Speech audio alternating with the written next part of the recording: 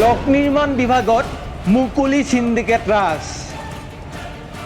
গগৈ আমলত আছিল 2% কমিছন আদায়ৰ নিয়ম। সৰ্বা আমলত 50% বৃদ্ধি পাই কমিছন হৈ গৈ 3%। হিমন্ত বিশ্বৰ আমলত কমিছন একেকবে 200%লৈ বৃদ্ধি।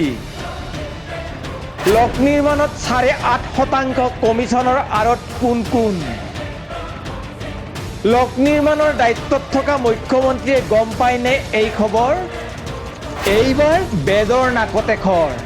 গৰু সিন্ডিকেট, কয়লা সিন্ডিকেট, সুপাৰী সিন্ডিকেট আদিৰ বিৰুদ্ধে শূন্য সহনশীলতা নীতি গ্ৰহণেৰে মুখ্যমন্ত্ৰী ডক্টৰ হিমন্ত বিশ্ব শৰ্মাৰ চৰকাৰে বৰ্তমান ৰাজ্যজুৰি সৰ্বাত্মক অভিযান অব্যাহত ৰাখিছে। সকলো ধৰণৰ সিন্ডিকেটৰ বিৰুদ্ধে মুখ্যমন্ত্ৰী ডক্টৰ হিমন্ত বিশ্ব শৰ্মা নেতৃত্বাধীন মিত্ৰগোট চৰকাৰে যুদ্ধংদেহী তৎপৰতা গ্ৰহণ কৰি অহাৰ সময়তে এইবাৰ খোদ মুখ্যমন্ত্ৰীৰ অধীনস্থ লোক নিৰ্মাণ বিভাগত মুকলি সিন্ডিকেট ৰাজৰ অভিযোগ উত্থাপন হৈছে। অসম চৰকাৰৰ লোক নিৰ্মাণ বিভাগে ৰূপায়ণ কৰি অহা SODP,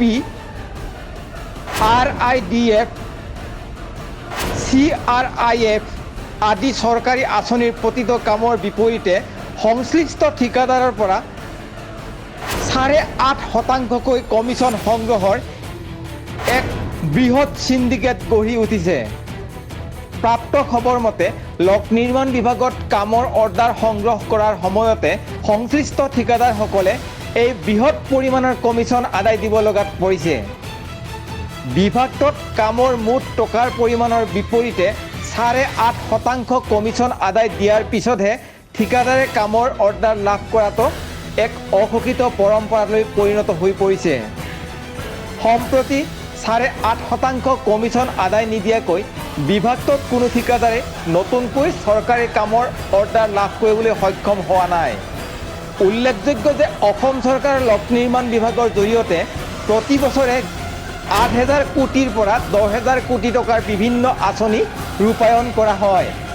সেই হিচাপত 8.5%কৈ কমিছন আদায় কৰিলে সিন্ডিকেট লবিটোৰ হাতলৈ বছৰেকত আহিব 850 কোটিৰ ধন। লোক নিৰ্মাণ বিভাগৰ এগৰাকী ঠিকাদাৰে সংবাদ লাইভক সদৰি কৰা মতে পূৰ্বৰ গগৈ আমলৰ 15টা বছৰত বিভাগটোত প্ৰতিটো কামৰ বিপৰীতে 2% কমিছন আদায় দিয়াৰ নিয়ম আছিল। গগৈ আমলত থকা এই 2% কমিছন সৰ্বানন্দ সোণোৱালৰ আমলত 50% বৃদ্ধি পাই কমিছন হৈ গৈ 3%। পিছে মুখ্যমন্ত্ৰী ডক্টৰ হিমন্ত বিশ্ব শৰ্মাৰ চৰকাৰৰ দিনত বিভাগটোত বিভাগৰ পূৰ্বৰ কমিছনৰ পৰিমাণ একেকবে 200%লৈ বৃদ্ধি কৰা হয়।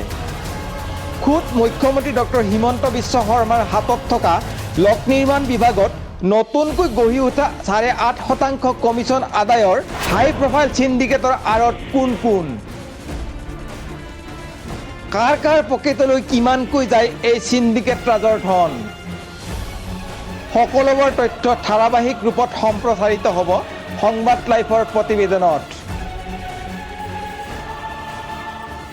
নিউজ ডেস্ক ৰিপৰ্ট, সংবাদ লাইভ। এই মানুহজনে যে মানুহৰ আগত লাজ দি মাৰিব। ইফালে ঘৰত চাউল, দাইল, শাক পাচলি, ফল মূল একোৱেই নাই। কি উপায় উলিয়াও এতিয়া? উপায় আছে বৌ। আজিৰ যুগত সকলো সম্ভৱ। নেক্সট দোকান নামৰ এপটো এনে এক সুব্যৱস্থা যাৰ জৰিয়তে আপোনাৰ দৈনন্দিন জীৱনৰ সকলো প্ৰয়োজনীয় সামগ্ৰী আপুনি বিচৰা মতে অৰ্ডাৰ কৰি কম সময়তে পাব পাৰে। মাথো তাৰ বাবে আপোনাৰ মোবাইল ফোনৰ প্লে ষ্টৰলৈ গৈ ডাউনলোড কৰক নেক্সট দোকান এপটো।